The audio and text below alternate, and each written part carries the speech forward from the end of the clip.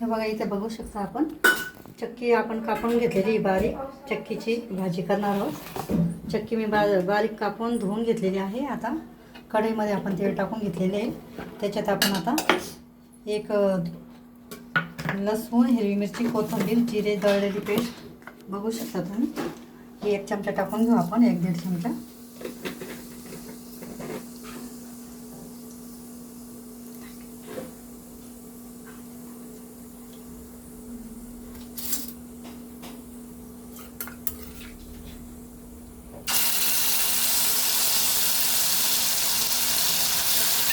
मिरचीची पेस्ट टाकून घेतलेली आपण। आता तिला चांगली आपण परतून घ्यायचं आहे।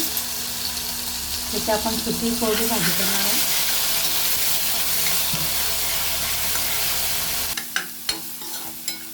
याला आपण बघू शकता छान परतून घेतलेले आहे आपण।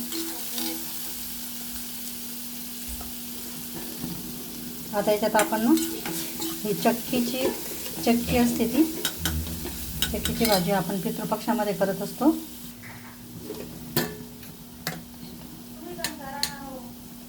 थोडीशी आपण हळद टाकून घेतलेली आहे आणि आता आपण ही चक्की धुवून घेतलेली त्याचंच पाणी थोडंसं टाकायचं आहे।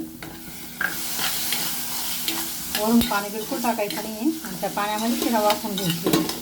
खूप छान होते अशी भाजी आणि छान लागते, सगळ्यांना आवडते अशी भाजी। तुम्ही नेहमी करून